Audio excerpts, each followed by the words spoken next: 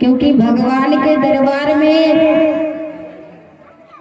जमानत नहीं होती और वकालत भी नहीं होती, इसलिए ध्यान कर लेना कि आप कहाँ बैठे हो। तो आज राधा जी कहती हैं बंसी से, कह रही बंसी तुझ में ऐसा कौन सा गुण है कि कन्हैया हमेशा तुझे अपने पास रखता है और हमसे तो कभी सीधे मुंह बात तक नहीं करता। बंसी कहती है कि मुझ में तो कुछ गुण ही नहीं है, मैं तो बिल्कुल अंदर से खाली हूँ।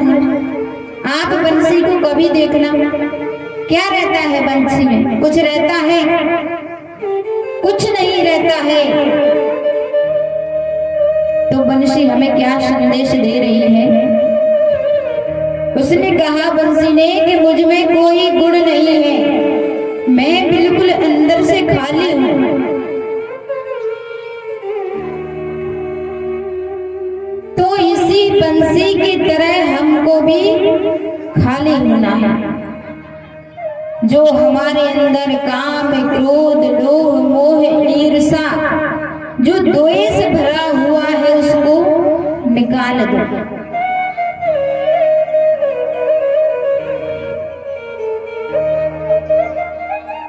कई बार क्या होता है कि हमारा किसी से झगड़ा हो जाता है, तो जो हमारी लड़ाई 1 वर्ष पहले हुई थी उस लड़ाई को हम हमेशा तक ध्यान रखते हैं कि उसने हमारे साथ ऐसा किया था तो हम उसका ऐसा कर देंगे।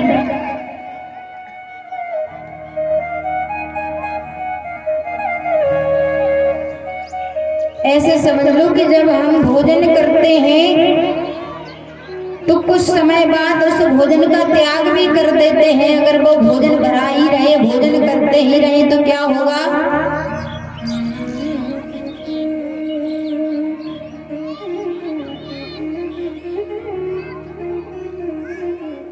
अगर भोजन करते ही रहेंगे, उसका त्याग ना करें तो फिर हमारा गोविंदाय नमो नमः हो जाएगा। और जब तक हमारे भीतर काम, क्रोध, लोभ, मोह, ईर्ष्या भरी रहेगी तो भगवान के भजन में फिर मन कैसे लगेगा? क्योंकि पहले से ही बहुत कुछ भरा हुआ है। कहते हैं कि जिस घड़ी में जो भरा होगा उसमें से वही निकलेगा। किसी घड़ी में दूध भर दो, किसी में जल भर दो, जब जल से के घड़े से जब देखेंगे तो उसमें जल भरा होगा और दूध के घड़े में दूध भरा होगा। इसीलिए हमें सभी बुराइयों को त्याग कर बांसुरी की तरह खाली हो जाना है। और जिस दिन हम बांसुरी की तरह खाली हो गए उस दिन कन्हैया हमें अपनाने में एक क्षण भी नहीं लगाएगा। जो दुनिया की बुराइयों को हम समेट कर अपने अंदर रखे रहते हैं, उन बुराइयों का हमें त्याग करना है। कहने को तो कहते हैं कि नहीं, हम चारों धाम हमने पदयात्रा करी, चारों धाम हम पदयात्रा करके आए हैं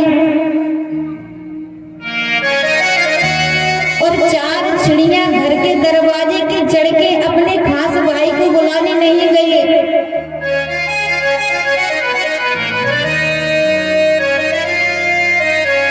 खास भाई को बुलाने नहीं जाते हैं, कहते हैं हम तीर्थ यात्रा करके आए हैं। और जब घर बनवाते हैं तो उस पर लिखवाते हैं मात्र छाया। वो माताई की छाया नहीं पड़ रही बा घर पे। घर बनवाया, लिखवा दिया मात्र छाया, लेकिन माँ की घर पे छायरी नहीं पड़ रही।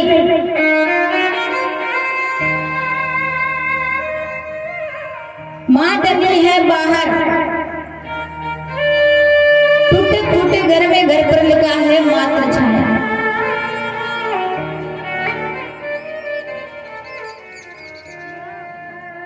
दम हो तो लिखवाओ फिर पत्नी छाया।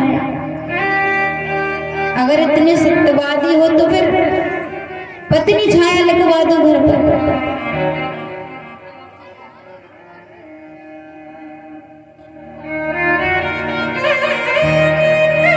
आपके गांव में बड़े से बड़े संत आए, कोई भी आ जाए, लेकिन आप ये दो काम मत छोड़ना कभी भी। एक तो माँ बाप की सेवा करना, दूसरा भगवान की पूजा करना।